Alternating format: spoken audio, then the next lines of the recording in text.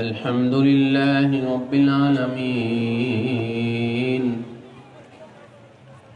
वस्सलातु वस्सलामु अला सय्यिदिल अंबिया'i वल मुरसलीन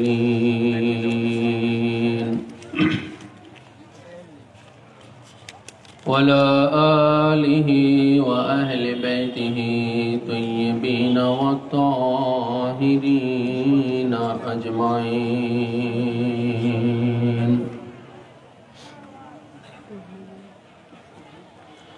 खुसूसन अला सय्यदना गौसिल आजम अमीनिल मकीन रऊफिर रहीम।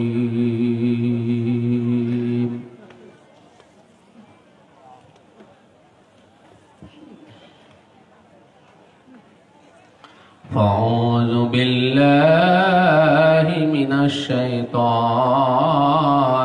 रजीम। बिस्मिल्लाहिर्रहमानिर्रहीम।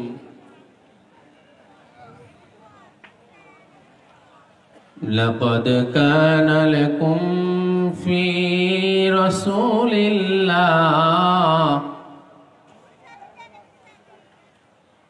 लक़द कान लकुम फ़ी रसूलिल्लाह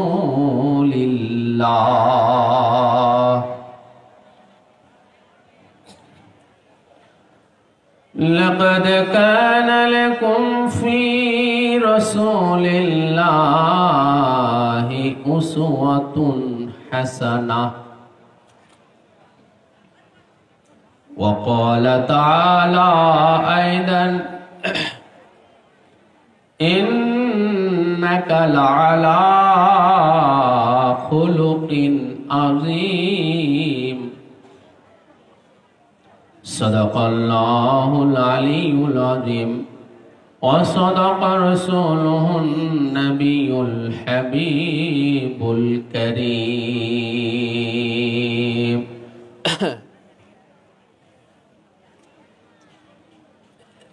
क़ाल अलैहिस्सलातु वस्सलाम अहिब्बुल्लाह लमा यग़ज़ुकुम मिन नियमिही वहिब्बूनी लिहुब्बिल्लाह वहिब्बू अहल बैती लिहुब्बी औ कमा क़ाल अलैहिस्सलातु वस्सलाम। वक़ाल तआला इन्नल्लाह व मलाइकतहु युसल्लूना अलन नबिय्य या अय्युहल्लज़ीना आमनू सल्लू अलैहि वसल्लिमू तस्लीमा। अल्लाहुम्मा सल्ले अला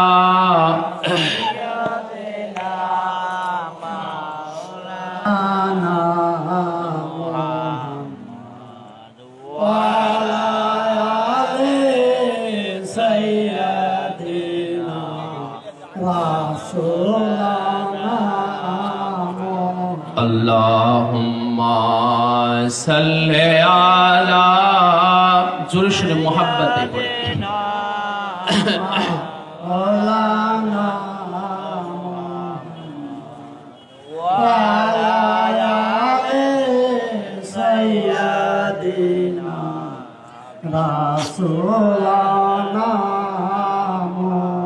मुअज्जज़ हाज़रीन व सामीन इकराम, आशिक़ान मुस्तफ़ा और मुहिब्बान अहल बैत मुस्तफ़ा व जदरान शुहदाए करबला,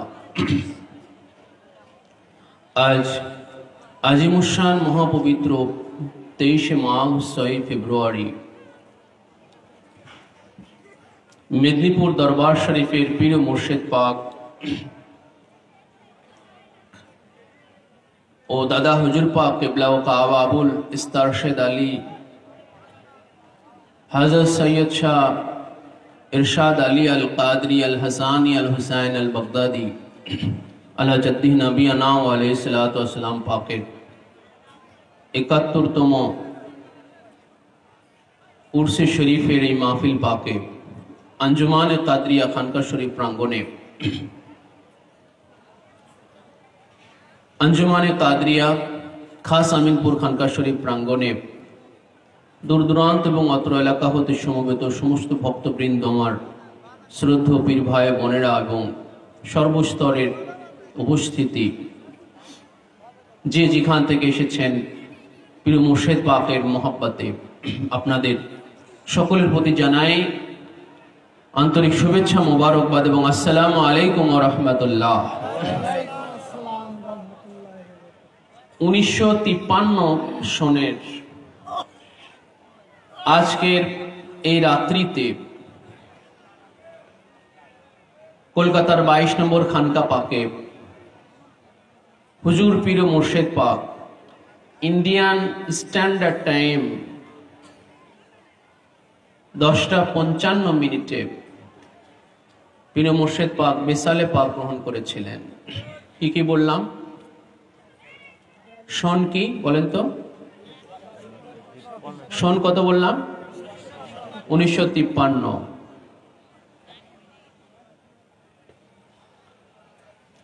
কোন টাইম ছিল? শুক্রবার দিবাগত রাত, শুক্রবার দিবাগত রাত। আর এবারের উর্সে পাক হচ্ছে জুমার রাত্রিতে। আজকে কিসের রাত বলেন? জুমার রাত, শ্রেষ্ঠ রাত। জুমার রাত না আজকে? হ্যাঁ, বৃহস্পতিবার দিবাগত রাত মানে হলো জুমার রাত। জুমার রাতে উর্সে পাক কততম? 71তম। 1953 সনে হুজুর পাক হুজুর পীর মুর্শিদ পাক বেসালে পাক গ্রহণ করেছিলেন। 54 সনে হুজুর পাক 54 সন থেকে হুজুর পাকের উর্সে পাক শুরু হলো। কত সন হতে? 54 সন হতে হুজুর পাকের উর্সে পাক শুরু হলো। এই 2025 সনে এসে 71তম উর্সে পাক উদযাপিত হচ্ছে। তারিখটা ছিল এই 23 মার্চ এবং 6 ফেব্রুয়ারি। আমরা এমন একজন মহান হস্তি যিনি আধ্যাত্মিকতার যেমন উঁচু মাকামে ছিলেন তেমনি মানবীয় গুণেও তিনি ছিলেন শ্রেষ্ঠ। আধ্যাত্মিকতায় তিনি তো মহান ছিলেন, আধ্যাত্মিকতায় অনেক মহান ছিলেন, যেটা আপনাদের সামনে ফুটিয়ে তোলার চেষ্টা করব। আধ্যাত্মিকতার কি উঁচু মাকামে ছিলেন পীর মুর্শিদ পাক, এবং মানবীয় গুণেও তিনি ছিলেন অতি উচ্চ মাকামের। মানবীয় গুণে বিশেষ করে তিনি মানবতার প্রতি এত স্নেহশীল এবং মায়াশীল ছিলেন, যেটা সাধারণ ইনসানিয়াতের দ্বারা যেটা সম্ভব নয়, আমাদের দ্বারা যেটা সম্ভব নয়, যেটা ওনার জীবনী পাক থেকে আমরা পেয়ে থাকি। এবং তিনি নম্রতা এবং মানবতা এবং নম্রতার এক মূর্ত প্রতীক ছিলেন তিনি, যেখানে কিনা তিনি নমনীয়তার এমন উঁচু মাকামের অধিকারী ছিলেন যে তিনি সর্বদা তিনি মাটির উপরে, ফ্লোর উপরে তিনি উপবেশন করতেন। কখনো কোনো আসন বা গদির উপরে বা বিছানার উপরে কখনো উপবেশন করতেন না, যেটা আমরা এখন আমাদের হুজুর পাকদের মধ্যে আমরা লক্ষ্য করি। এনারা দেখবেন সব সময় জিয়ারত দানকালে এনারা ফ্লোরে বসে যান, কোনো আসনের উপরে বসেন না, ফ্লোরে বসেন। এটা হচ্ছে এই খানদান পাকের নমনীয়তার একটা নমনীয়তার একটা চরম দৃষ্টান্ত, যে এনারা কতটা নমনীয় খানদানে মুস্তাফা আহলে বাইত রাসূল। এবং আপনারা শুনে অবাক হবেন, আমি জানি না আপনারা বিশ্বাস করবেন কিনা, কিন্তু এটাই বাস্তব ছিল। আমার আলোচনার মওজুই হচ্ছে, আমি আজকে যেখানে ওয়াজ করছি, আমি হুজুর পীর মুর্শিদ পাকের জীবনী পাক থেকে আমি আলোচনা করতেছি। যেখানে করেছি ওখানে ওনার জীবনী পাক থেকে বলেছি, আবার এখানে ওনার জীবনী পাক থেকে অন্য কিছু বলছি, আবার যেখানে ইনশাল্লাহ বলবো ওখানে আবার অন্য কিছু বলবো। তো তিনি নমনীয়তার এমন এক মূর্ত প্রতীক ছিলেন, আমরা ওনার জীবনী পাক যখন আসলে পড়ি অবাক হয়ে যাই, যেটা আসলে কি করে সম্ভব। যিনি কিনা কলকাতার রাস্তায় যখন হাঁটতেন কখনো জুতা পায়ে দিতেন না। বিশ্বাস করা খুব অবাককর ব্যাপার, তাই না? কঠিন ব্যাপার, তাই না? জুতা পায়ে দিতেন না কখনো। সব সময় উনি খানকা পাক থেকে যখনই নামতেন নিচে সব সময় খালি পায়ে চলতেন। কলকাতার সমস্ত অলিতে গলিতে পীর মুর্শিদ পাক শুধু খালি পায়ে চলতেন, কখনো জুতা পায়ে দিতেন না। কেন? উনি বলতেন যে এই কলকাতার এই অলি গলিতে আমার পীর মুর্শিদ আমার পীর মুর্শিদ মৌলা পাক হুজুর উনি চলাফেরা করেছেন, সেই রাস্তায় আমি জুতা পায়ে দিতে পারি না। এটা ওনার ব্যাপার ছিল। কিন্তু আমরা তো ভাই, আমরাও কলকাতায় যাচ্ছি 22 নম্বর 4 নম্বর খানকা পাক থেকে বা 6 নম্বর পাক থেকে, আমরাও 22 নম্বর পাকে যাচ্ছি, 23 নম্বর পাকে যাচ্ছি, কিন্তু আমরা কি কখনো খালি পায়ে যাই না? কেননা আমাদের পক্ষে আসলে ওই ওজিফা ওই আমল সম্ভব না। এটা পীর মুর্শিদ পাক করতেন, উনি ওনার পীর মুর্শিদের শানে উনি এটা করতেন, অর্থাৎ মৌলা পাকের শানে এটা করতেন। কিন্তু আশ্চর্যের ব্যাপার হলো যে তিনি খালি পায়ে চলতেন, রাস্তায় খালি পায়ে চলতেন ওই কলকাতার অলি গলিতে, কিন্তু কখনো এতটুকু ধুলা কণাও ওনার কদম পাকে চড়াইতো না। এটা আরো আশ্চর্যের, তাই না? প্রথম আশ্চর্যের যে তিনি সব সময় খালি পায়ে চলতেন, আর দ্বিতীয় আশ্চর্য হলো যে যিনি খালি পায়ে কিনা চলতেন অথচ ওনার কদম পাকে একটা ধুলিকণাও কখনো লাগতো না। কদম মুবারক সবসময় নূরের মতো ঝলঝল করত, ঝলঝল করত কদম মুবারক। এবং তিনি জীবনে কখনো ওনার দেহ মুবারকে কখনো সাবান ব্যবহার করেন নাই। আপনাদের কাছে সব অবাক লাগবে আমি জানি, কিন্তু ওনার এগুলোই, ওনার জীবনী পাকের ওনার লাইফ স্টাইল এগুলোই ছিল।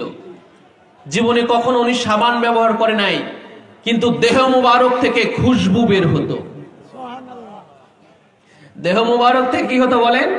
খুশবু বের হতো, নূরে মুজাসসাম খুশবু বের হতো। উনি জীবনে কখনো বাম হাতে কখনো সরাসরি সাবান ব্যবহার করেন নাই। টয়লেট বাথরুম থেকে এসে সরাসরি কখনো বাম হাতে কখনো সরাসরি সাবান ধরেন নাই। আগে ডান হাতে উনি সাবানটা আগে নিয়েছেন, এরপরে ওই সাবানের ওই কি হয় ফেনাটা বাম হাতে ফেলতেন, সরাসরি বাম হাত দিয়ে কখনো সাবান ধরতেন না। অবাক লাগে না? কিন্তু এগুলোই উনার প্রাত্যহিক জীবনের, এগুলোই বাস্তবতা ছিল। যখনই 22 নম্বর খানকা পাকে কোনো জানাজা আসতো, কোনো মৃত ব্যক্তির অর্থাৎ লাশ আসতো, উনি শোনা মাত্রই উনি ওই যে খালি পায়ে খানকা পাকের নিচে নেমে চলে আসতেন। শোনা মাত্রই নিচে নেমে চলে আসতেন নামাজে জানাজায় অংশগ্রহণ করার জন্য 22 নম্বর খানকা পাকে। যদি নামাজ পড়ানো দেরি হতো, যে নামাজের টাইমে নামাজ পড়াতে আরো দেরি আছে, হুজুর পাক আবার হুজরা শরীফে উঠে যেতেন না, ওই রাস্তার মধ্যেই বাচ্চাদের মতো চুপটি মেরে বসে যেতেন। সুবহানাল্লাহ। রাস্তাতেই উনি চুপটি মেরে বাচ্চাদের মতো বসে যেতেন, রাস্তাতেই বসে যেতেন। এই যে রাস্তাতে উনি বসে যেতেন, রাস্তার উপরে বসে যেতেন হুজুর পাক। আচ্ছা বলেন তো, রাস্তায় বসলে ধুলাবালি লাগে না? লাগে কি লাগে না? কিন্তু উনার জীবনী পাক এসেছে যে উনি রাস্তায় বসে যেতেন, কিন্তু কখনো এতটুকু একটা ধুলির একটা কণা কখনো না উনার দেহ মুবারকে, না উনার পোশাক পরিচ্ছদে কখনো একটু ধুলাকোনাও লাগতো না। কোন ধুলাকোনা ওনার গায়ে, ওনার পোশাকে লাগতো না রাস্তায় বসে পড়লেও। কিছু ব্যাপার আছে কিনা বলেন? ব্যাপার আছে, কিন্তু শুধু ওয়াকিয়া খালি শুনবেন না, এগুলো খালি শুনবেন না, একটু ফিকির করবেন, চিন্তা করবেন। জাত পাক কি জিনিস বুঝতে হবে ভাই। তিনি নমনীয়তার এমন মূর্ত প্রতীক ছিলেন যে যখন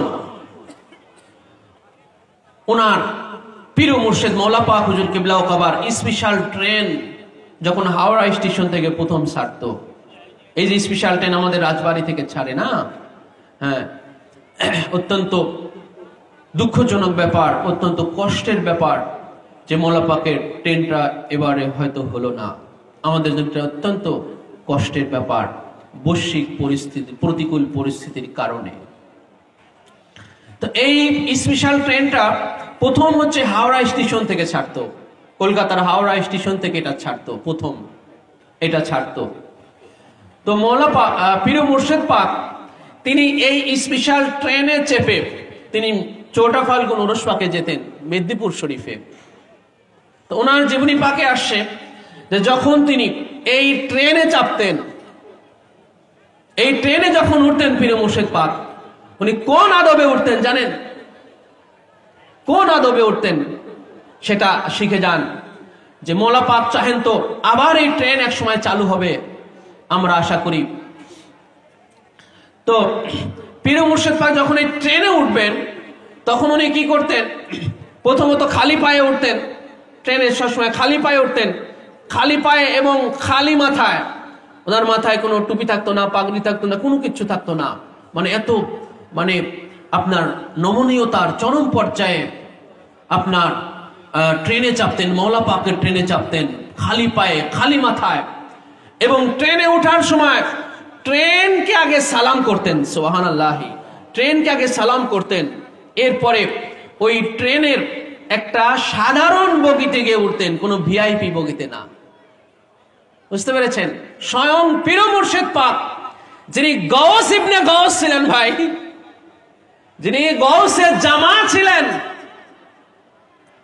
উনার জামানার উনি বাদশা ছিলেন, অথচ উনি ট্রেনের সাধারণ একটা, ওনার জীবনী পাকে আসে, উনি সাধারণ একটা বগিতে গিয়ে উনি উঠতেন। আর আমরা যত ভিআইপি বগিতে যেতে পারবো আমরা তত আমাদের হেটাম, তাই না? যত ভিআইপি বগিতে যেতে পারবো আমরা তত আমাদের বুজুর্গি, ওরে বাবা আমরা ভিআইপি বগিতে যাচ্ছি। কিন্তু আমার পীর মুর্শিদ পাক সাধারণ বগি, ট্রেনের বগির অনেক ইয়ে থাকে না, হ্যাঁ, ক্লাসিফিকেশন কোয়ালিটি থাকে না, ফার্স্ট ক্লাস থাকে, সেকেন্ড ক্লাস, থার্ড ক্লাস, সবকিছু থাকে। কিন্তু তো ওই পীর মুর্শিদ পাক একদম সাধারণ বগি, যেটা সবচেয়ে সাধারণ বগি, সেই সাধারণ একটা বগিতে উনি গিয়ে চাপতেন, ভিআইপিতে না। বুঝতে পেরেছেন? তো এগুলো হচ্ছে ওনার জীবনী থেকে আমাদের জন্য শিক্ষা। ওনার জীবনী থেকে আমাদের জন্য কি বলেন? শিক্ষা জেনে রাখবেন। নমনীয়তা, নমনীয়তা ভাই, এই দরবার পাকে আসলে নমনীয়তা শিখতে হবে, নাহলে কোনো লাভ নেই। হেটাম দেখা নাই দরবারের আদব না, নমনীয়তা হচ্ছে এই দরবার পাকের আদব। যে যত নমনীয় হবে তার মধ্যে তত ফায়েজ আসবে, জেনে রাখবেন। এই দরবার পাকে, ওলি আল্লাহদের দরবার পাকে, আহলে বায়াতের দরবার পাকে জেনে রাখবেন এই দরবারের শিক্ষা কি, আদব কি? নমনীয় হওয়া, অবিডিয়েন্ট হওয়া।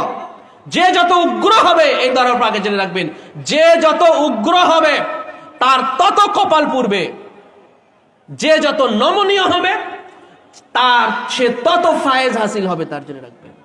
দেখেন না, আমরা একটা কথা বলি, যখন এই যে বৃষ্টি হয়, যখন বৃষ্টি নামে পানিটা সবচেয়ে গড়ায় কোথায়? কোথায় পানিটা কোথায় গড়ে বলেন? কোথায় গিয়ে পানিটা হয়, জড়ো হয়? যেখানে নিচু, সেই যেই জায়গাটা কি বলেন? নিচু, ওই জায়গাটা গিয়ে পানিটা গিয়ে জমা হয়। আর যেই জায়গা উঁচু উঁচু উঁচু ট্যাক হয়ে আসে, মাথা উঁচু উঁচু করে আসে, সেসব জায়গায় পানি জমে। এটা একটা শিক্ষণীয় ব্যাপার আর কি, এটা একটা শিক্ষণীয় কথা বললাম আর কি। as like as আল্লাহর ওলিদের দরবারের ব্যাপারটা এরকমই জেনে রাখবেন। এই দরবার পাকে যে যত নমনীয় হবে, যে যত নত হবে, সে তার তত ফায়েজ হাসিল হবে। আর যে যত মাথা উঁচু করবে, যে যত উগ্র হবে, তার তত কপল পূর্বে ইবলিসের মতো। কার মতো বলেন? ইবলিস নমনীয় হয় নাই, ইবলিস কি হয়েছে বলেন না? উগ্র হয়েছে। ইবলিস কি হয়েছে? উগ্র হয়েছে। ইবলিস নমনীয় হয় নাই। কি হয় নাই বলেন? ইবলিস নমনীয় হয় নাই, ইবলিস উগ্র হয়েছে। ওর সব বিলকুল খতম হয়ে গেয়া, ওর সবকিছু শেষ হয়ে গেছে। সবকিছু কি হয়েছে বলেন? সবকিছু শেষ হয়ে গেছে। তো এই জন্য হুজুর পাক নমনীয়তার, শিষ্টাচারের এমন এক মূর্ত প্রতীক ছিলেন, যেখানে কিনা একবার ওনার এক মুরিদ মদিনা শরীফ এবং মক্কা শরীফ জিয়ারত করে হুজুর পাকের ওই 22 নম্বর খানকা পাকের 3 তলাতে হুজুর পাকের সাথে ওনার জিয়ারত পাক হচ্ছে। তো ওনার ওই মুরিদ, উনি কিভাবে জিয়ারত, মদিনা শরীফ জিয়ারত করেছেন, মক্কা শরীফ, বাইতুল্লাহ শরীফ জিয়ারত করেছেন। তো হুজুর পাকের সামনে ওই মুরিদ ওই জিয়ারত পাক করার, উনি বর্ণনা দেওয়ার সময় ওই ফ্লোরের উপরে এইভাবে হাত দিয়ে দিয়ে ইয়ে করে দেখাচ্ছেন, ফ্লোরের উপরে হাত দিয়ে দেখাচ্ছেন। কাবা শরীফের ইয়ে দেখাইছেন, হ্যাঁ, মদিনা শরীফের ইয়ে দেখাইছেন। উনি ফ্লোরের উপরে এইভাবে হাত দিয়ে দিয়ে একটু ইশারা করে এইভাবে দেখিয়েছেন। তো হুজুর পাক ওইটা লক্ষ্য করেছেন। পীর মুর্শিদ পাক, মানে আজকে চেনা উর্সে শরীফ, উনার জীবনী পাক থেকে সব বলতেছি। তো উনি এটা লক্ষ্য করেছেন। তো যখন হুজুর পাকের এই মুরিদ যখন ওখান থেকে উঠে চলে গেলেন, তো হুজুর পাক ওনার খাদেমদেরকে বললেন, পানি নিয়ে আসো, পানি নিয়ে এসে এই জায়গাটাকে ঠান্ডা করে দাও, এই জায়গাটাকে ঠান্ডা পানি দিয়ে ঠান্ডা করে দাও। কেন? যেখানে মদিনা শরীফ এবং বাইতুল্লাহ শরীফের এখানে হাত দিয়ে ইশারা করে দেখানো হয়েছে, এই জন্য এই জায়গাটাকে পানি দিয়ে ঠান্ডা করে দাও। দেখেছেন ভাই, কোথাও পাবেন এমন দৃষ্টান্ত? কোথাও আছে বলেন? আর আমরা এক ওয়াক্ত নামাজ পড়তে গিয়ে, হ্যাঁ, কাবা শরীফের তাসবিরওয়ালা জায়নামাজে আমরা দাঁড়িয়ে যাই, কি বড় নামাজি। আছে কি নাই বলেন? আছে কি না? খবরদার কখনো এটা করবেন না, খবরদার এটা কখনো করবেন না। অন্তত আমরা যারা 4 নম্বর দরবার পাকের সাথে আছি, আমাদের অনেক রেস্ট্রিকশন আছে, জেনে রাখবেন। আমরা যারা 4 নম্বর দরবার পাকের আছি, আমরা যা তা করতে পারি না। আমাদের অনেক রেস্ট্রিকশন আছে, অনেক বাধ্যবাধকতা আছে। আমার পূর্বে মনজুরুল ইসলাম ভাই বলে গেছেন, আমি আরেকটু বলতেছি। উনি বলে গেছেন যে এই যে আপনার বিভিন্ন সময় শবে বিরাজে, শবে বরাতে আমরা লক্ষ্য করতেছি, আমাদের 4 নম্বর মেদিনীপুর দরবার পাকের যারা ভক্ত মুরিদান পীর ভাই বোনেরা, আমরা বাসের কাফেলা করে, বিভিন্ন জমায়েত নিয়ে কাফেলা করে আমরা বিভিন্ন মাজার শরীফে যাই, সেই জায়গার উরুস পাক উপলক্ষে। আমি আপনাদের কাছে একটা প্রশ্ন করব, আপনারা নাম লেখাইছেন কোন খাতায়? কোন খাতায় নাম লেখাইছেন বলেন? এই যে আপনারা যে বাসের কাফেলা 20 খান 25 খান করে বাসের কাফেলা করে রাজশাহীতে যান বা বিভিন্ন জায়গাতে যান, বিশেষ করে রাজশাহীর কথা আমি বলবো, কারণ মঞ্জুরুল ভাই উনি আমি পুরোটা বলে যাচ্ছি। সেলে যে ট্রাস্টি বোর্ড থেকে আমাদের দায়িত্ব দেওয়া হয়েছে পীর ভাই বোনদেরকে বোঝানোর জন্য, এইভাবে যাওয়া যাবে না। উনি বলেছেন যাওয়া ঠিক না, আর আমি বললাম যাওয়া নিষেধ। বুঝতে পারলেন কথা? সাফ যাওয়া নিষেধ। এইভাবে যাওয়া ঠিক না, শুধু যাওয়া যাবে না, যাওয়া নিষেধ। এটা মানে নাম লিখিয়েছেন ভাই 4 নম্বর দরবার পাকের খাতায়, আর আপনি কাফেলা করে যাচ্ছেন আর এক দরবারে, সেই দরবারে উরুস পাকে। এটা কখনোই যাওয়া যাবে না, এটা যাওয়া নিষেধ। আল্লাহর ওলিদের যত মাজার শরীফ আছে, আহলে, যেমন রাজশাহীতে শাহ মাকদুম আলাইহিস সালাম, তুরকান আলাইহিস সালাম আছেন, এরকম যত আছেন, জীবনে একবার শুধু সেখানে জিয়ারতে যেতে পারবেন, জীবনে একবার শুধু জিয়ারতে যেতে পারবেন। এই বারবার এইভাবে কাফেলা করে যাওয়া যাবে না, এটা ভিন্ন মোড় নিচ্ছে ব্যাপারটা। এই জন্য উপর থেকে নিষেধাজ্ঞা আসে, আমাদের দায়িত্ব দেওয়া হয়েছে, আপনাদের পর্যন্ত এটা পৌঁছে দিলাম। জেনে রাখবেন, নাম লিখিয়েছেন এই 4 নম্বর দরবার পাকের খাতায়। হাশরের ময়দানে যখন হাসর নাসর হবে, ইয়ানফসি ইয়ানফসি হবে, আপনি কোন দিকে যাবেন? এই যে দুই দিকে আপনি যাচ্ছেন ভাই, দুই দিকে মুভ করতেছেন, একবার 4 নম্বর পাকে আর একবার অন্যদিকে কাফেলা করে ছুটে চলে যাচ্ছেন। যখন ইয়ানফসি ইয়ানফসি কোন দিকে যাবেন, তখন কার দিকে যাবেন, কার দিকে তখন গিয়ে দ্বারস্থ হবেন?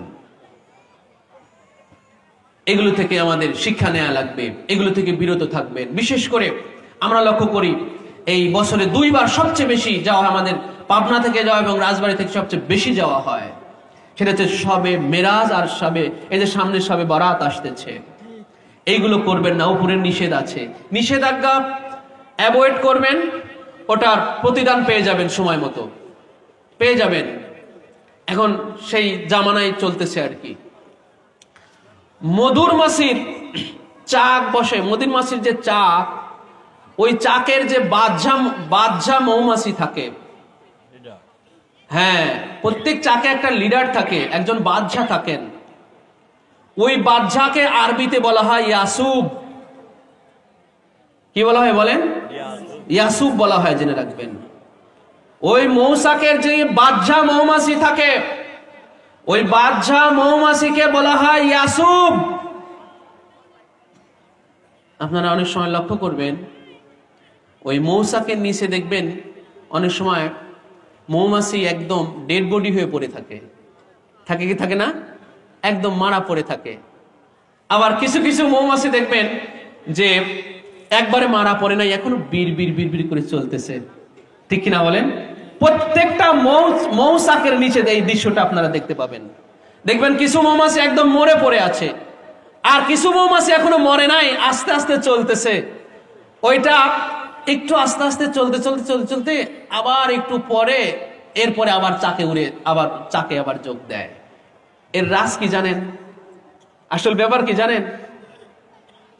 ওই যে যেগুলো ডেড বডি হয়ে পড়ে আছে, ওই যে বাদশা মৌমাছি যিনি আছেন ইয়াসুব, বাদশা মৌমাছি, ওই বাদশা মৌমাছি যখন শাস্তিটা অতিমাত্রায় দেন কারো অপরাধের কারণে, সীমা লঙ্ঘনের কারণে, তখন একদম ডেড বডি হয়ে পড়ে যায় নিচে। ওই যে ডেড বডি যেগুলো হয়েছে, ওই বাদশা মৌমাছি শাস্তি দেন, জেনে রাখবেন। ওই বাদশা মৌমাছিদেরকে শাস্তি দেন ডেড বডি হয়ে পড়ে যাওয়ার সময়। আর যখন শাস্তিটা কম মাত্রায় দেন, তখন সে শাস্তি প্রাপ্ত হয়ে চাকের নিচে পড়ে যায়, কিন্তু মরে না। আবার কিছুক্ষণ পরে আবার একটু স্বাভাবিক হয়ে আবার চাকে আবার ফিরে চলে যায়। তো এই মৌমাছি এই যে শাস্তি দেয়, কেন দেয়? যখন হুকুম নিয়ম যখন ভঙ্গ করে। কি হুকুম? মৌমাছির একটা আপনার আছে, দায়িত্ব আছে। যখন ফুল থেকে যখন রস আনবে, শিফা শরীফের মধ্যে এই হাদিস শরীফ খানা আসছে, আল্লামা কাজী আয়াজ রহমতুল্লাহ আলাইহি উল্লেখ করেছেন শিফা শরীফের মধ্যে। রাসূলুল্লাহ সাল্লাল্লাহু আলাইহি ওয়াসাল্লাম একবার দরবারে রিসালাতে এক মৌমাছিকে জিজ্ঞাসা করলেন, মৌমাছিকে জিজ্ঞাসা করলেন রাসূলুল্লাহ, করতে পারেন কিনা? পারে সবাই? আপনার এই আকীদা আছে রাসূলুল্লাহ মৌমাছির সাথে কথা বলতে পারে? আছে তো, আকীদা আছে তো? অবশ্যই পারে। সুলাইমান আলাইহিস সালাম যে পিঁপড়ার সাথে কথা বলতে পারে, আমাদের নবী পারে কি পারে না? আরো কম পারবে না বেশি পারবে? বলেন সবাই। হ্যাঁ, মৌমাছিকে জিজ্ঞাসা করলেন যে হে মৌমাছি, তোমরা যে ফুল থেকে রস আনো, সেই রস এত মানে মধু হয়ে যায়, মধু হয়ে যায়, এত মিষ্টি হয়ে যায়, এবং এটা রোগের শিফা হয়ে যায়, কেন? বলে কিভাবে তোমরা মধু তৈরি করো? এভাবে রাসূলুল্লাহ জিজ্ঞাসা করলেন মৌমাছিকে, যে এই যে তোমরা যে রস আনো, মধু ফুল থেকে তোমরা রস আরোহণ করো, তো সেই রসটা মধু কিভাবে হয়ে যায়? তখন মৌমাছি জবাব দিল, ইয়া রাসূলুল্লাহ, ইয়া হাবিবাল্লাহ, আমরা যখন ফুল থেকে রস সংগ্রহ করি, এই রস সংগ্রহ করে এই মৌচাকে, যতক্ষণ আমরা ফুল থেকে মৌচাক পর্যন্ত আসি, ওই ফুল থেকে রস সংগ্রহ করার পরে থেকেই মৌচাক পর্যন্ত আমরা আপনার উপরে দুরূদ শরীফ পড়তে থাকি। নারায়ে তাকবীর, নারায়ে রিসালাত, নারায়ে হায়দারি, নারায়ে হায়দারি। হুজুর পাক সাজ্জাদ হোসেন হযরত শেখ সাইয়্যিদ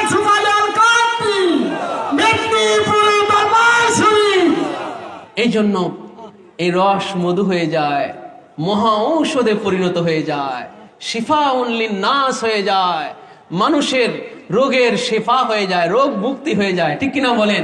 কিসের বরকতে? বলেন কিসের বরকতে? এই রস মধু হয় কিসের বরকতে? দুরূদ শরীফের বরকতে। ওই যেই মৌমাছি রস সংগ্রহ করে মৌচাকে আসতে রাসূলুল্লাহর উপরে দুরূদ পড়ে না, কি করে না বলেন? রাসূলুল্লাহর উপরে দুরূদ পড়ে না, বলে হুকুম আছে, ইয়াসুবের হুকুম আছে। ইয়াসুব কা মানা মক্খিও কা বাদশা হ্যায়, ইয়াসুব কা মানা মক্খিও কা বাদশা হ্যায়। ইয়াসুবের অর্থ হলো মক্খিও কা বাদশা, মৌমাছিদের বাদশাকে ইয়াসুব বলা হয়।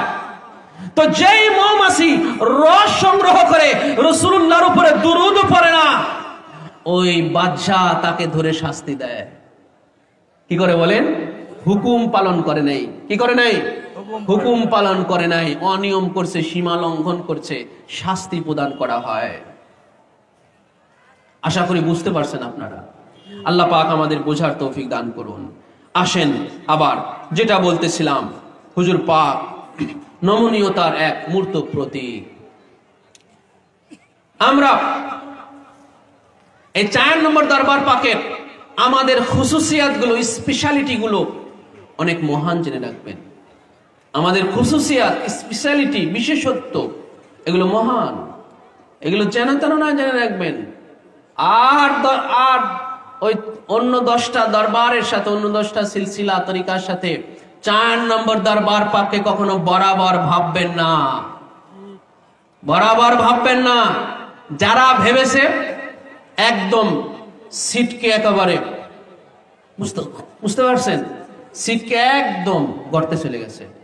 সিটকে এই দরবারে আসছে, হেটাম দেখাইছে, আর এই দরবারে আসার পরেও এই দরবারকে, এই দরবারের পীর ও মুর্শিদকে অন্য আর 10টা মুরিদের মতো, দরবারের মতো ভাবছে, পীরের মতো ভেবেছে।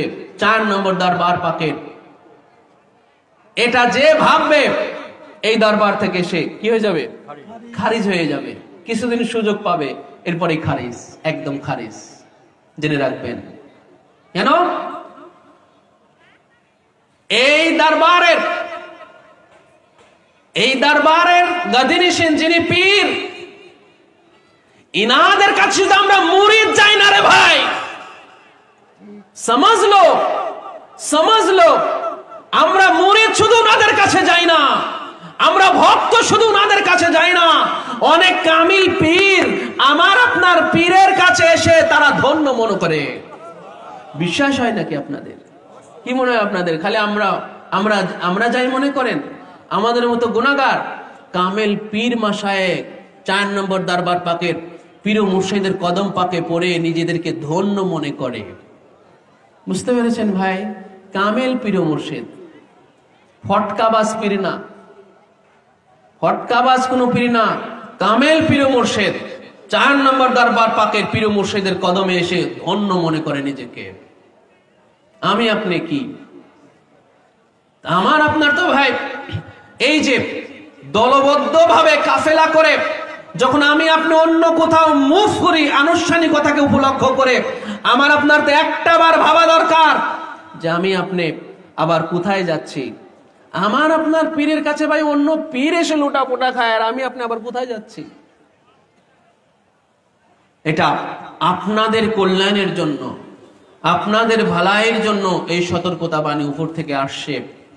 আমাদের ঈমানে দায়িত্ব হয়েছে আপনাদের পর্যন্ত পৌঁছানো। পীর ও মুর্শিদ পাক, এই দরবার পাকের যেটা বলতেছিলাম, কোথা থেকে কোথায় চলে গেলাম? যায় নামাজ থেকে। কোথা থেকে বলেন? মনে আছে? কথা মনে আছে? যায় নামাজ থেকে। যে ভাই আমরা কাবা শরীফের তাসবির পাক, কাবা শরীফের ছবি বিশিষ্ট যে যায় নামাজগুলো আছে, আমরা চট করে এটার উপরে দাঁড়িয়ে যাই। খবরদার কখনো এটা করবেন না। কেন? আমার পীর ও মুর্শিদ কখনো এটা করেন না, আমার পীর ও মুর্শিদ এটা কখনো করেন না। কেননা ওই তাসবির পাকেরও একটা কি আছে বলেন? সম্মান আছে। তাসবির পাকেরও কি আছে বলেন? সম্মান আছে। আচ্ছা বলেন তো, কমন সেন্স দিয়ে আপনাদের কে বলি কমন সেন্স দিয়ে। ধরেন, সাপোজ ধরেন আপনার আব্বা জানেন, আপনার জন্মদাতা পিতা যিনি, ওনার ছবিটা যদি আপনার পায়ের নিচে পড়ে যায়, কি করবেন আপনি? ওটার উপরে পাড়িয়ে যাবেন না ওটাকে তুলে দিবেন? বলেন, একটু বলেন না।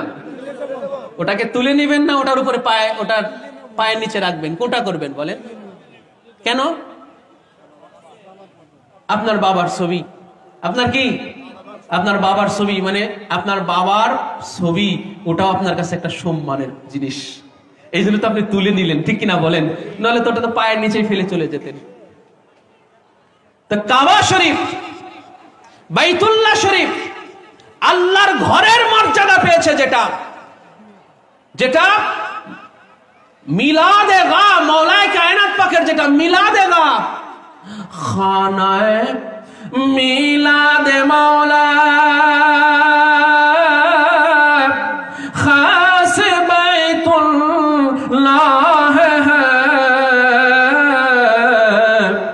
লা মাকানো अर्श है दौलत सराय मुर्तजा ला मकानो अर्श है दौलत सराय मुर्तजा।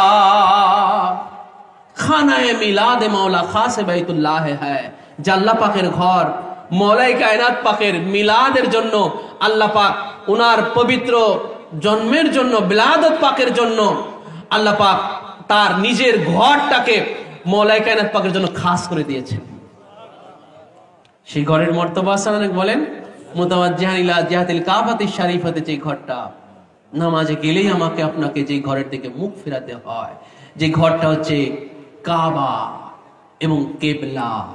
যে ঘরটা কি বলেন? কাবা, উঁচু মর্যাদা সম্পন্ন ঘর। কাবা মানে কি? উঁচু মর্যাদা সম্পন্ন। এবং কিবলা, যেটা নামাজের সময় সামনে রাখা হয়, কোরআন তেলাওয়াতের সময় সামনে রাখা হয়, ঠিক না বে ঠিক? সেই ঘরের প্রতিচ্ছবির একটা মর্যাদা আছে না, সম্মান আছে কি নাই? সেটা কি পায়ের নিচে ফেলে নামাজ পড়া আদব? বলেন আদব? আদব না। তা আদব না হলে কি? আদবের বিপরীত কি? এর মাঝে আর কিছু আছে? হয় আদব নয় তো বেয়াদবের নামাজ হবে? বেয়াদবি করলে নামাজ হবে নাকি বলেন? হবে না। সময় খুবই শর্ট, এবারে আসেন হুজুর পাকের, পীর মুর্শিদ পাকের মানব চরিত্র সংশোধনে ওনার কি আধ্যাত্মিক ভূমিকা ছিল? দেখেন, মানব চরিত্র সংশোধন, মানব চরিত্র সংশোধন মানে যেই মানবের চরিত্র কুলসিত হয়ে গেছে তাকে সংশোধন করা। যেই মানুষের চরিত্র কুলসিত হয়ে গেছে তাকে সংশোধন করার এক মহা হিকমত, এক মহান এক আধ্যাত্মিকতা ছিল পীর মুর্শিদ পাকের মধ্যে, যেটা নজিরবিহীন, একদমই নজিরবিহীন। সেটাই একবার জুমার দিন, ওই 22 নম্বর খানকা পাকে, জুমার দিন 22 নম্বর খানকা পাকে দিলদুয়ার নামে একটা এলাকা ছিল ইন্ডিয়াতে, দিলদুয়ার নামে একটা এলাকা। সেই এলাকার জমিদার মোহাম্মদ আলী সাহেব, উনি ওনার জুতা সিঁড়িতে রেখে 3 তলায় মসজিদ পাকে যান নামাজ পড়তে। আর পীর মুর্শিদ পাকের এমন এক মাহাত্ম্য ছিল, ইন্ডিয়ার বড় বড় ব্যক্তিত্ব পীর মুর্শিদ পাকের ভক্ত ছিল, মুরিদ ছিল, হিন্দু আর মুসলমান বলতে না। ইন্ডিয়ার তৎকালীন সবচেয়ে বড় বড় যে চিকিৎসক ছিল, ডাক্তারগণ ছিল, তারা হুজুর পাকের ভক্ত ছিল, গুরুদেব বলতেন হুজুর পাককে। মুসলমানদের মধ্যে যারা বড় বড় ছিলেন, মন্ত্রী, মুখ্যমন্ত্রী পর্যন্ত পীর মুর্শিদ পাকের মুরিদ ছিলেন, ভক্ত ছিলেন, জেনে রাখবেন। বড় বড়টা হুজুর পাকের জিয়ারত পাকে এসে দাঁড়িয়ে থাকতো, হুজুর পাকের জিয়ারত পাকের জন্য দাঁড়িয়ে থাকতেন। তো একবার এক জমিদার জুমার নামাজের জন্য আসছেন, ওই সিঁড়িতে জুতা রেখে 3 তলায় উঠে গেছেন। এর মধ্যে একটা চোর এসে সে জুতাটা নিয়ে যেতে চাচ্ছিল আর কি। হুজুর পাক তখন হুজুরের শরীফ, একটা চোর এসে জমিদারের জুতা তো মানে দামি জুতাটা নিয়ে কেবলই চলে যেতে চাইছে, আর খাদেম ভাই চোরকে পাকড়াও করে ফেলছে। পাকড়াও করে তো আচ্ছা মতো মার দিচ্ছে। তো হুজুর পাকের কাছে যখন এই খবরটা গেল, তখন হুজুর পাক খুব কষ্ট পাইলেন। দেখেন চোরের মানুষ, সে একটা চোর, হ্যাঁ, তার প্রতি দেখেন ভাই কার দয়া হবে, তার প্রতি দয়া হচ্ছে। এটা কি কোনো সাধারণ ইনসানিয়াতের পক্ষে এটা হয় বলেন? চোর, আমরা তো বলি চোর ধরলি, হ্যাঁ, আমরাও পালে যাই 2-4টে লাগাইয়া দিই, ঠিক না বলেন? 2-4টে লাগাইয়া দিতে পারলেই আমরা মনে করলাম যে আমরা খুব ভালো হয়ে গেলাম। বুঝতে পারছেন? ওই যে আমাদের কাজী নজরুল ইসলাম, আমাদের জাতীয় কবি, একটা কথা বলেছেন যে নিজের ওই অন্যের পাপকে আমরা ওজন করি নিজের পাপের বাটখারা দিয়ে। কত আধ্যাত্মিক কথা দেখেছেন কাজী নজরুল ইসলাম, উনি তো আধ্যাত্মিক কবি ছিলেন। উনি বলেছেন যে আমরা কি করি, অন্যের পাপকে আমরা মাপি নিজের পাপের বাটখারা দিয়ে। বাটখারা কি? বাটখারা কি?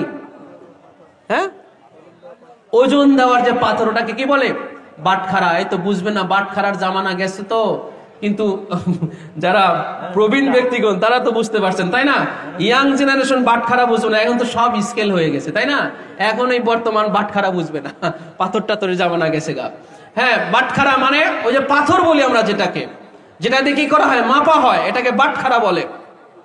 তো কাজী নজরুল ইসলাম বলছেন আমাদের নিজেদের ভিতরে যে কত পাপ আছে এটা আমরা অনেক সময় বিচার বিশ্লেষণ করি না, আর অন্যের পাপ নিয়ে আমরা বেশি ঘষা মাজা করি, ঠিক কিনা বলেন? হ্যাঁ। তো পীর মুর্শিদ পাক উনি ওই চোরকে যখন ওনার ঘরে এসে যখন চোর মার খাচ্ছে, উনি খুব কষ্ট পাইছেন, খুব কষ্ট পাইছেন হুজুর পাক বললেন যে ওকে মারা হলো কেন? আমি প্রয়োজনে ওকে কেন মারা হলো? আমি প্রয়োজনে আমার সরকারি ফান্ড হতে জমিদারকে আমি একজোড়া জুতা কিনে দেওয়াতাম। হুজুর পাক বললেন, হ্যাঁ, হুজুর পাক বললেন যে আমি প্রয়োজনে সরকারি ফান্ড হতে আমি আমি জমিদারকে জুতা কিনে দেওয়াতাম, কিন্তু ওকে মারা হলো কেন? কেন মারা হলো? হুজুর পাক খুব কষ্ট পেলেন, মনক্ষুণ্ণ হলেন। চোরকে মেরে ছেড়ে দেওয়া হয়েছে। তখন সেই খাদিম ভাই বলেন যে আমি অনেক দিন পরে যখন ওই চোরটাকে পেলাম আবার কলকাতায়, অনেক দিন পরে যখন আমি আবার পেলাম, তখন আমি তাকে ধরে তার কাছ থেকে আমি মাপ চেয়ে দিলাম। যাবার পীর মুর্শিদ খুব কষ্ট পেয়েছে, ওই চোরের কাছে মাপ চেয়ে নিলেন খাদিম ভাই। হ্যাঁ, তো এইরকম হুজুর পাকের জীবনে এরকম অনেক অকে আছে, অনেক ঘটনা আছে যে তিনি মানব চরিত্রকে এইভাবে সংশোধন করেছেন। হুজুর পাকের এক হিন্দু ভক্ত ছিল 22 নম্বর খানকা পাকের পাশেই, এক পাগল এক ম্যাজিস্ট্রেট ছিল হুজুর পাকের খানকা পাকের পাশে, উনি বসবাস করতেন।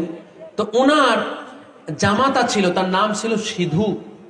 এই সিধু সে কলকাতার কর্পোরেশনে চাকরি করত, সরকারি কর্পোরেশনে চাকরি করত, কিন্তু তার বদ অভ্যাস ছিল সে উৎকোষ গ্রহণ করত। উৎকোষ কেউ বুঝেছেন? ঘুষ গ্রহণ করত। সরকারি অফিস তো, কর্পোরেশন, ঘুষ নিত ওখান থেকে। তো একদিন ওই সিধু ওই কর্পোরেশন থেকে ঘুষের বেশ কিছু টাকা পাইছে আর কি। ওই টাকাগুলো নিয়ে নিউ মার্কেটে চলে গেছে। নিউ মার্কেটে গিয়ে এই ফলফলাটি কিনতেছে, চকলেট কিনতেছে, বিভিন্ন জিনিসপাতি কিনতেছে, হুজুর পাকের খানকা পাকে হাজির করবে, হাদিয়া দিবে আর কি। হুজুর পাকের হাদিয়া হাজির করবে খানকা পাকে, 22 নম্বর খানকা পাকে। আপনারা যারা কলকাতা গিয়েছেন, নিউ মার্কেট এবং 22 নম্বর খানকা পাকের দূরত্ব আপনারা তো বুঝতে পারতেছেন নাকি? কয় কিলো হবে আঙ্কেল? কয় কিলো হবে? বেশি হবে না? আর একটু বেশি হবে না? 1.5 কিলো? আচ্ছা যাই হোক, 1.5 কিলোই ধরলাম। আরো আমার মনে হয় একটু বেশি হবে, যাক তারপরে 1.5 কিলো ধরলাম। 2 কিলো হবে, তাই না? কমসে কম 2 কিলো হবে। হ্যাঁ, আচ্ছা যাই হোক, তো 1.5 থেকে 2 কিলো। তো সিধু তিনি ওই নিউ মার্কেটে কেনাকাটা করতেছেন, হুজুর পাকের 22 নম্বর খানকা পাকে হাদিয়া হাজির করবেন। যেটা দিয়ে কিনতেছেন সেই টাকাটা কিসের বলেন? কিসের? হুজুর পাক সে যখন কেনাকাটা করতেছেন, হুজুর পীর মুর্শিদ পাক উনি খাদেম ভাইদেরকে বললেন যে একটুক্ষণ পরেই সিধু আসবে, ও বেশ কিছু জিনিসপাতি নিয়ে আসতেছে, দরজাটা একদম লাগিয়ে দাও ও যেন ভিতরে প্রবেশ করতে না পারে। বুঝলেন কিছু? আমি পীরের সংজ্ঞায় একটা কথা বলি, পীর কিসকো कहते हैं, পীর কাকে বলে? পীর কাকে বলে? আমি অনেক সময় এটা বলে থাকি, পীর কাকে বলে? এজন্য পীর ভাই কাকে বলে? যিনি দেখেন। যিনি কি করেন বলেন? বলেন দেখে তো সবাই, এ আবার কোন দেখা? বলে দেখে তো সবাই, এবার কোন দেখা? হ্যাঁ, এই দেখা সেই দেখা না, এই দেখা সেই দেখা না, জেনে রাখবেন। এই দেখা অন্য দেখা। তো পীর মুর্শিদ পাক বললেন যে দরজা একদম লাগিয়ে দাও ও যেন ভিতরে প্রবেশ করতে না পারে। দরজা খাদেম ভাইরা লাগিয়ে দিলেন। সিধু এসে ওই সমস্ত জিনিসপাতি নিয়ে এই যে দরজায় নক করতেছেন, দরজা নক কিছুতেই আর খোলা হলো না। তো খোলা যে কেন হলো না, সিঁদুর কি আর বুঝতে বাকি আছে বলেন ভাই? বুঝতে আর বাকি আছে? সে সব জিনিসপাতি নিয়ে তার ঘরে চলে গেছে। পরবর্তী মাসে যখন সে বেতন পেয়েছে, তার যে নির্দিষ্ট যে বেতন হালাল, যেটা তার যে পারিশ্রমিক হালাল যেটা, সেই বেতনের যখন পেয়েছে পরবর্তী মাসে, সেই বেতনের টাকাটা নিয়ে আবার ওই নিউ মার্কেটে চলে গেছেন। বেতনের টাকা নিয়ে এবারে নিউ মার্কেটে গেছেন। এবারে যখন আবার ওই জিনিসগুলোই কিনতেছেন, আগে যে যে জিনিসগুলো কিনেছিলেন ওইগুলোই কিনছেন, ফল ফ্রুট কিনতেছেন, চকলেট কিনতেছেন, এটা ওটা, হ্যাঁ ওই জিনিস আগে যেগুলো ঠিক ওইগুলোই কিনলেন। এবারে যখন উনি কেনাকাটা করতেছেন, এইবারে হুজুর পাক বললেন যে একটু পরে সিধু কিছু সামানা নিয়ে আসবে, ওর জন্য দরজাটা খুলে রাখো। বুঝতে পারলেন ভাই? বুঝতে পারলেন কিছু? বলে ওর জন্য ওর দরজাটা খুলে রাখো। তো এই যে দেখেন, पीर इसको कहला जाता है। पीर किसको कहते हैं? पीर इसको कहला जाता है। पीर इनाके बोले যিনি দেখতে পারেন। যিনি কি পারেন বলেন ভাই? যিনি দেখতে পারেন। মুরিদ মাশরিকে, পীর মাগরিবে, পীর পূর্বে, মুরিদ পশ্চিমে। পীর যখন দেখতে পারেন তার মুরিদকে যখন দেখতে পারেন, উনি হলো পীর। উনি কি বলেন? পীর। ভাই দেখতে যদি না পারেন, আপনার মননের সময় কিভাবে আপনার পাশে তিনি থাকবেন? আপনাকে যদি দেখতে না পারেন, আপনাকে দেখতে না পারেন, তা আপনার মরণের সময় কিভাবে আপনার পাশে থাকবে? আপনার কবরে কিভাবে আপনার পাশে থাকবে যদি আপনাকে দেখতে না পারেন পীর? এই জন্য যিনি দেখেন মুরিদকে, মরণের সময় যিনি পাশে থাকার ক্ষমতা রাখেন, কবরে যিনি পাশে থাকার ক্ষমতা রাখেন, হাসরে যিনি উদ্ধার করার দায়িত্ব নিতে পারেন, উনি হলেন পীর। উনি কি বলেন? উনি হলেন পীর। তো হুজুর পাক দেখেন, কাউকে কিছু না বলিয়ে এই যে মানব চরিত্র সংশোধন আমি যেটা বলতেছিলাম, এর পরে থেকে সিধু জীবনে আর কখনো ঘুষ খাই নাই। শুধু এরপরে জীবনে আর কোনোদিন ঘুষ খাই নাই। ওই একদিনের ঘটনায়, একটা ঘটনায় কাউকে কিছু বলা হলো না। দেখেন কিভাবে সবার অন্তর আড়ালে কিভাবে একজন মানুষ সংশোধন হয়ে গেল। ইনি হলেন পীর, জেনে রাখবেন ভাই। এবারে আসেন, একবার হুজুর পাকের হুজরা শরীফের একটা বৈশিষ্ট্য ছিল, পীর মুর্শিদ পাকের হুজরা শরীফের একটা বৈশিষ্ট্য ছিল, রাত দিন 24 ঘন্টা হুজুর পাকের হুজরা শরীফ সবসময় খোলা থাকতো। সারা রাত হুজুর পাকের হুজরা শরীফ খোলা থাকতো। আর হুজুর পাক তো ঘুমাতেন না। হুজুর পাক ঘুমাতেন না সারা রাত। কখনো ওনার সারা রাতের শিডিউল ছিল, বুঝতে পেরেছেন? সারা রাতের শিডিউল ছিল ইবাদত বন্দেগী করা, আপনার ভক্তবিন্দুদের নসিহত করা, এরকম সারা রাতের ওনার শিডিউল ছিল। প্রত্যহ ঘুমাতেন না এবং সারা রাত ওনার হুজরা শরীফ খোলা থাকতো। সমস্ত খাদেমরা যখন শুয়ে থাকতো তখন হুজুর পাকের আমল ছিল সেটা ঘুমানো না। একদিন হুজুর পাক খুব গভীর রাত্রিতে, যখন সমস্ত খাদেমেরা যখন ঘুমিয়ে পড়েছে তাদের ডিউটি শেষ করে, হুজুর পাক হুজরা শরীফে একা বসে আছেন। এমন সময় একজন মদ্যপান ব্যক্তি মাতাল হয়ে, মদ পান করে মাতাল হয়ে নর্দমায় পড়ে গিয়ে গায়ে যার কাদা যুক্ত, ড্রেনের ময়লা যুক্ত যার গায়ে, এমন একজন মাতাল ব্যক্তি, মানে শুধু মাতাল না, সে আবার ড্রেনের মধ্যে পড়ে গায়ে ময়লা জড়িয়ে গেছে, এমন একটা ব্যক্তি মাতলামি করতে করতে খানকা শরীফের ওই 22 নম্বর খানকা শরীফের হুজুর পাকের হুজরা শরীফের মধ্যে ঢুকে পড়েন। আর হুজুর পাকের একটা বৈশিষ্ট্য ছিল সবসময়, যে উনি বসে থাকতেন, হুজুর পাক যখনই বসে থাকতেন, আর ওনার হুজরা শরীফে যদি কোনো জায়েরিন, কোনো ভক্ত যদি প্রবেশ করত, তো হুজুর পাক তিনি সাথে সাথে দাঁড়িয়ে তাকে বুকে জড়িয়ে ধরতেন।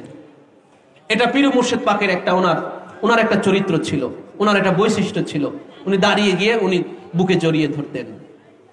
তো যখন ওই আদাওয়াত, ওই অভ্যাসের ন্যায় ওই মাতাল ব্যক্তি, ময়লাযুক্ত মাতাল ব্যক্তিও যখন ওনার হুজরা শরীফের মধ্যে ঢুকে পড়েছে অত রাত্রিতে, গভীর রাত্রিতে, হুজুর পাক সাথে সাথে দাঁড়িয়ে তাকে বুকের মধ্যে জড়িয়ে ধরেছেন। বুকের মধ্যে যখন জড়িয়ে ধরার পরে ওই মাতাল ব্যক্তিটা তখন হঠাৎ করে তার হুঁশ ফিরে গেল। একই অবস্থা, কি করে হতে পারে, যেখানে আমার মতো মাতাল ব্যক্তিকে আমার পরিবারের লোকজন, আমার সমাজের লোকজন শুধু আমাকে ধিক্কার দেয়, আমাকে গালমন্দ দেয়, আমাকে তুচ্ছ তাচ্ছিল্য করে, আমার পরিবারের কাছে আমার কোনো দাম নাই, আমার সমাজের কাছে আমার কোনো দাম নাই, আমি শুধু সবার অপমানের পাত্র, লাঞ্ছনার পাত্র, আমি অবহেলার পাত্র, আমার পরিবারের কাছে আমি অবহেলার পাত্র, আমার পরিবারের কাছে আমি লাঞ্ছনার পাত্র, আমার কোনো গুরুত্ব নেই আমার পরিবারের কাছে, না আমার সমাজের কাছে। আর আমাকে কিনা এ কোন মহান ব্যক্তি যে আমার মতো মাতালকে, আমার মতো লাঞ্ছিত অবহেলিত ব্যক্তিকে আমার বুকে আমার জড়িয়ে ধরলেন, এ কোন মহান ব্যক্তি। এটা ভেবে তখন সেই মাতাল ব্যক্তিটা কাঁদতে লাগলেন, যেটা কি করে হতে পারে। এমন নুরানি জালোয়াদার হুজুর পাকের দেহ মুবারক, ওনার দেহ মুবারকতে নূর ঝলক মারত, এইভাবে নূর ঝলসে পড়তো ওনার দেহ মুবারক থেকে। আর রাত্রিবেলা আরো বেশি হতো, রাত্রিবেলা হুজরা শরীফের অন্ধকারে ওনার দেহ মুবারক থেকে নূর বিচ্ছুরিত হতো, নূরের ঝলক হতো ওনার দেহ মুবারক থেকে। যখন রাত্রিতে, আধার রাত্রিতে হুজরা আধারে বসে থাকতেন, ওনার দেহ থেকে নূর ঝলসাতো। এমন নুরানি জালোয়াদার, এমন মহান সুপুরুষ, ইনি আমার মতো একজন ময়লাযুক্ত মাতাল ব্যক্তিকে এইভাবে জড়িয়ে ধরলেন, এটা কি করে হতে পারে? এ কোন মহান ব্যক্তিত্ব যেখানে আমার পরিবার আমাকে দূর দূর করে। এটা বলে বলে তিনি কাঁদতে লাগলেন, ওই মাতাল ব্যক্তিটা কাঁদতে লাগলেন। আর হুজুর পাকও তখন এই মানবতার এমন কঠিন পরিণতি দেখে, মানবতার এমন কঠিন অবস্থা দেখে, নাজুক অবস্থা দেখে, যে মানবতা কি অবস্থা হয়ে গেছে, কি নাজুক অবস্থায় চলে গেছে মানবতা, এটা বলে বলে হুজুর পাকও কাঁদতে লাগলেন। সেই ব্যক্তিটার সাথে হুজুর পাকও কাঁদতে লাগলেন। ওই যে সেই দিন থেকে ওই মাতাল ব্যক্তি চিরকালের জন্য মদ পান করা ছেড়ে দিল, চিরকালের জন্য মদ পান করা ছেড়ে দিয়েছে। দেখেন, হুজুর পাককে বলতেও হয়নি যে তুমি, হুজুর পাক তাকে ধিক্কার দেয় নাই, গালমন্দ করে নাই, তাকে মদ ছেড়েও দিতে বলেন নাই, শুধু তাকে বুকে জড়িয়ে ধরেছিলেন, আদর করে ভালোবেসে বুকে জড়িয়ে ধরেছিলেন। সারা জীবনের জন্য মদ পান করে ছেড়ে দিয়ে একদম সামাজিক জীবনে ফিরে আসলো। ভাই, অলি আল্লাহদের বৈশিষ্ট্যই হলো এইটা, জেনে রাখবেন। আমরা পাপীদেরকে আমরা ঘৃণা করি, এটা আমাদের বৈশিষ্ট্য। আর অলি আল্লাহরা পাপীদেরকে ঘৃণা করে না, তাদের পাপ মোচন করার জন্য তেনারা নিয়োজিত থাকেন। সংশোধন, মানব চরিত্র, কুলসিত মানব চরিত্রকে সংশোধন করার জন্য তেনারা সদা সর্বদা নিয়োজিত থাকেন। এটাই হলো আল্লাহর অলিদের বৈশিষ্ট্য, এই খানদানে মুস্তফার বৈশিষ্ট্য, জেনে রাখবেন। তাই আজ যারা আমরা এই মহান হাস্তি আহলে বাইত রাসূল, আমাদের রাসূল পাক সাল্লাল্লাহু আলাইহি ওয়াসাল্লামের এই খাস বংশধর মাওলা আলীর সন্তান, খাতুনে আতার পাকের ঘরের সন্তান, হুজুর শাহ বাগদাদ পাকের গদিনশীন আওলাদ পাক, যিনি এই খানদানে কাদরিয়ার যিনি সাজ্জাদা শরীফ আলোকিত করেছিলেন, যিনি এই দুনিয়াতে আসার পূর্বে আব্বাজান মওলা পাক হুজুর পাক কিবলা ও কাবা তিনি ভবিষ্যৎবাণী করেছিলেন যে উনি এই কাদরিয়ার সাজ্জাদা শরীফ উনি আলোকিত করবেন, যিনি কয়েক হাজার কাসিদা পাক যিনি রচনা করে গেছেন, কয়েক হাজার কাসিদা পাক। মওলা পাক যেমন দেওয়ানাতে জামাল লিখেছেন, আর আজকে যেন উরসে শরীফ উনিও মহাকাব্য লিখে গিয়েছেন। দেওয়ানে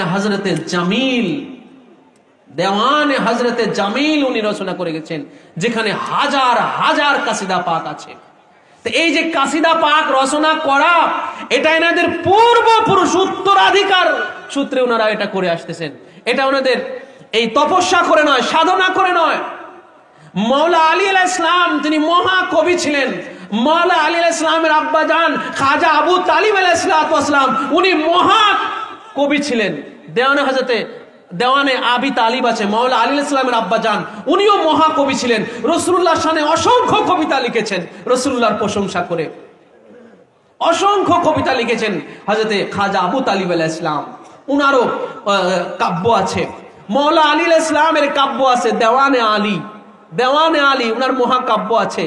এই যে দেখেন কাব্য রচনা করা, আধ্যাত্মিক কাব্য রচনা করা, ইয়ে খানদান পাকের এক উত্তরাধিকার সূত্রে একটা বৈশিষ্ট্য, যেটা মওলা পাক দেওয়ানে হযরতে জামাল রচনা করেছেন। পীর মুর্শিদ পাক উনি দেওয়ানে হযরতে জামিল রচনা করেছেন, জিনার আধ্যাত্মিকতার মাকাম এত উঁচু পর্যায়ে, যিনি কিনা উনার অসংখ্য বাহেস পাক, উনার কসিদা পাক কবিতার মধ্যে উনি আধ্যাত্মিকতা ফুটিয়ে উঠেছেন, যেখানে একটা লাইনে উনি বলে গিয়েছেন, যেটা বলে আমার আলোচনা শেষ করব, যে আমরা কার উরসে শরীফে আমরা আসছি জেনে রাখবেন। আজকে ৭১তম উরসে পাক হচ্ছে, তার মানে কি ৭২ বছর। ওনার বেসালে পাকের কত বছর হলো বলেন? ৭২ বছর। ৭১তম মানে কি ৭২ বছর। কেন? এক বছর পরে থেকে উরসে শরীফ শুরু হয়েছে। যে শোনে উনি বেসালে পাক করেছেন, তার পরের শোনে এসে প্রথম ওরস পাক, পরের শোনে এসে এক বছর পরে এসে কি প্রথম ওরস পাক। হিসাবটা বোঝেন, প্রথম ওরস পাক। তাহলে ৭১তম যদি হয়, তাহলে বেসালে পাক করলেন কততম, কয় বছর আগে? ৭২ বছর আগে উনি ইন্তেকাল করেছেন। ৭২ বছর আগে। কি মনে হয় ভাই, আছে কিনা বলেন? আছে কিনা? ওনাদের অস্তিত্ব আছে কিনা বলেন? আছে। জেনে রাখবেন, আল্লাহর ওলিদের অস্তিত্ব বিলীন হয় না, শুধু অন্তরাল হয়, শুধু অন্তরাল হয়, শুধু আড়াল হয়, বিলীন হয় না, শেষ হয়ে যায় না। জেনে রাখবেন, কেন? ইয়ে জাতে ইলাহি, এর কোনো শেষ নাই। এই অস্তিত্বের কোনো কি নাই বলেন? এই অস্তিত্বর শেষ নাই। জেনে রাখবেন, মুহাম্মদ এবং আলে মুহাম্মদ ইনাদের অস্তিত্ব বিলীন হয় না, শেষ হয় না, শুধু অন্তরাল হয়, পর্দার আড়ালে চলে যায়। ইনাদের অস্তিত্ব পর্দার আড়াল হয়, শেষ হয় না। জেনে রাখবেন ভাই, এই কারণে উনার পাক জবানে ইরশাদ করেছেন, মুর্দা না সমঝো লো মুঝে লোগো খুদারা ढूंढोगे जहां पाओगे मुर्दा तू नहीं मैं ढूंढोगे जहां पाओगे मुर्दा तू नहीं मैं। পীর মুর্শিদ পাকের ওনার একখানা কাসিদা পাকের এটা একটা চরণ, जिनार पाक जबान इरशाद फरमालेन जे मुर्दाना समझ लो मुझे आय लोगो खुदारा बोले आमाके तुम्हादेर मतो मुर्दा आमाके भेबो ना तुम्हादेर मतो मुर्दा भेबो ना आमाके आमी शुधु पर्दार आड़ाले चले जाच्छी तुम्हादेर थेके आड़ाल हच्छी किन्तु आमाके साधारण मुर्दा भेबो ना मुर्दाना समझ लो मुझे आय लोगो खुदारा हे खुदावालारा खुदार बान्दारा आमाके साधारण मुर्दा भेबो ना केनो जे ढोढोगे जहाँ पाओगे मुर्दा तो नहीं में तुमरा जखन मुर्दा हये जाओ तुमरा जखन मारा पड़े जाओ जमीनेर कोथाओ तुम्हादेरके आर पाওয়া যায় না तुम्हादेर डाकले से आर साड़ा दिते पारे ना তোমরা সাড়া দিতে পারো না কিন্তু ঢোঢোগে যাহা আমি যখন পর্দায় চলে যাব বেসালে পাক হব ঢোঢোগে যাহা জাহানের যেখানে আমাকে খুঁজবে পাওগে আমাকে সেখানেই পেয়ে যাবে। নারায়ণ